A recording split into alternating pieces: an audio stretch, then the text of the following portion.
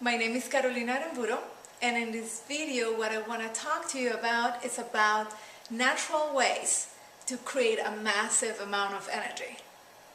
Now, first of all, this video is gonna make way more of a difference if you have watched Proposal 1 and Proposal 2, my first two videos. So if you haven't watched them, please pause this one and go back to watch the two of them. All my videos are free, by the way, so if you wish, you can watch them all. Now, assuming that you watch them, what we're going to do in this video is apply Proposal 1 and 2 to creating energy. Now, how come I'm talking to you about this subject? It's not like an inspiration, I wish. It's, I had to learn because of an illness. And I highly recommend never having to learn because of an illness, taking care of your health so well that you never get to face what I did. So one of my illness is I have a chronic fatigue, adrenaline fatigue. And therefore, that means it's not just a lack of energy, you actually get to lack energy for the most simple things. Even, to say a word when the illness is really bad. So I had to come up with all kinds of natural ways, learn, research. And there is lots of ways that do work. Now, if you don't have adrenaline fatigue, and you just want to increase your energy, all these things are going to boost up your energy completely. Now, given said all that, everything that I'm going to suggest to you to use for energy, I highly recommend reading the full article in the fan page. If you look below the video, there is a link for the Health and Wellbeing fan page. It's free. So if you go there, you'll find the full articles, because in the video there is just not enough time to tell you everything that there is about this subject. So let's go from the obvious to the not so obvious. Well, it's obvious that food is one of our sources of energy, right? But it's not just any food. By the way, the next video is going to be about nutrition, and the nutrition that makes the most difference not only for energy but for your health and well-being in general. So just a few things to say in this particular video about nutrition. For example, it's obvious that it makes a difference the most healthy way that you can eat. Like, for example, eating smaller meals frequently during the day is way healthier than big meals not frequently.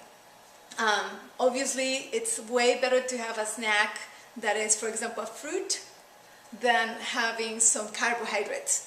For example, berries are excellent to create energy. Ironically enough, dark chocolate, if you need energy, makes a huge difference. To have a bigger breakfast than lunch makes a big difference. And there's many things I could tell you about food, but we're gonna save that for the next video. Now, it's also obvious that exercise is a source of energy. For some of us, it's obvious, and for some of us, it's not.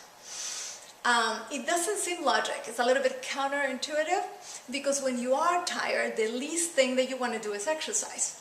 But even if you have fatigue, like I do, like an illness, it makes a difference to exercise to create energy. As ironic as it is, I would be totally exhausted going to the gym because that's what gave me energy. So it's not just any exercise also. You have to find what works for you. I totally recommend listening to your body, as we said in Proposal 2, and finding the kind and the amount of exercise that makes a difference for you the most. I found, for example, going to the gym makes a difference, period, but not just going to the gym and doing a lot of machines. It makes profound difference in your amount of energy during the day to do cardio, for example. Include cardio in your routine. I highly recommend that. I have found that for my energy, sustaining my energy through the week, yoga has totally impacted positively my energy. I highly recommend also taking up yoga. And I recommend trying all the exercise and see which one works for you best. Listen to your body. It will totally tell you what's most appropriate for you. Now, there is a big subject, obviously, stress. Stress eats up your energy. And one way or another, you and I get to confront lots of stress in our daily lives. I had to learn about stress also in not a fun way, because my illness has chronic stress disorder, and I have learned a lot about stress. I have a whole video about stress if you want to watch it, but I, bottom line, highly recommend saving yourself from as much stress as you can and really cherishing your body, as we say in Proposal 1, cherishing your body enough that you take your body away from as much stress as you can. Literally avoid it as much as you can. Also, obvious but not so obvious, the proportion between work and rest makes a difference. First of all, sleep. Sleep is a major source of energy. I have a whole video about sleep, by the way, because I also have a sleep disorder, a chronic sleep disorder, and I had to learn about sleep the wrong way. I highly recommend never, ever, ever skipping your sleep. I made that major mistake too many times too long, and I definitely pay for it. So I recommend, cherishing your body enough that you give yourself the gift of sleeping. Sleeping, not just sleeping, but sleeping enough, and sleeping sufficiently, and sleeping in a high quality sleep. Now, think of it like this, because I used to think of sleep like wasting time. Think of it like recharging your batteries. You can't operate on a machine without recharging batteries. Those of them that operate with batteries, is the same for a human being, other than we can force the human being to keep operating without batteries that I recommend not doing. So please sleep enough. It will give you lots of energy during the day, only doing that. Now let's look into more rest during the day. One of the things that makes a difference is dividing your work into smaller compartments, if you like. Like not working like all together 4 hours until you take a break, but actually working 45 minutes and taking a smaller break. An hour and a half and taking a smaller break. Taking frequent breaks during the day makes a difference for your health and for your energy. But you have to see what works for you. Different people have different rhythms and their energy level in their body. Also discover the rhythm of your body. Most human beings, we have 2 peak productive times during the day. If you listen to your body, you will notice that there is a peak performance time in the morning, somewhere around the morning, 2-3 hours, where you're more productive, more creative, more alert. And there is also 2-3 hours block of time in the afternoon or the evening where you're more productive. So I highly recommend using those times for your most creative task and for your, the task that you require most concentration, because those times your body will give you the most. Versus if you do those tasks and the hours that you don't have that much energy, you'll be forcing your body, therefore getting less energy. So you can divide the task according to your level of energy. Also, what makes a huge difference is, funny enough, taking a nap. A siesta during the afternoon makes a huge difference. Your body has run out of the rest that you provided at night by the afternoon. So for those of you that can take a siesta, please do.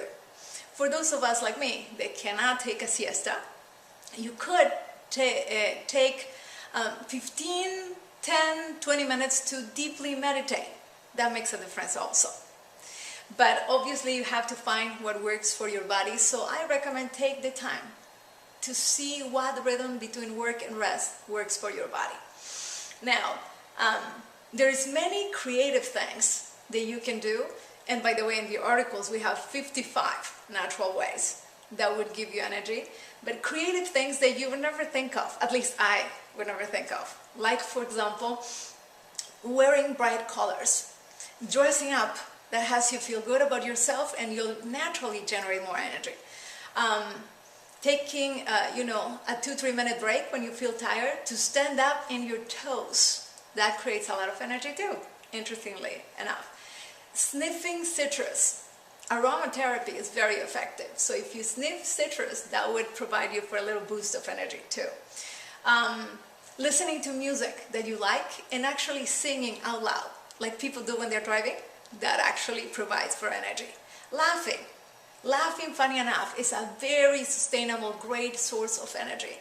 So when you need energy, find somebody to have a conversation that is fun, that will provide for the opportunity of laughter. But literally find a way to support your body, because when you don't have enough energy, your body is communicating that it needs something. And if you give it to it, your body will really give you back energy. If you don't, like me, you will end up getting sick one way or another, that I certainly don't recommend. Treasure your body, it deserves it, you deserve it, and listen to it so that you can support it the best. Thank you for this opportunity, and please take a moment below the video to leave me your comments. Whether you like it, didn't like it, whatever feedback you have for me, that's what is going to make the most difference. Thank you so much.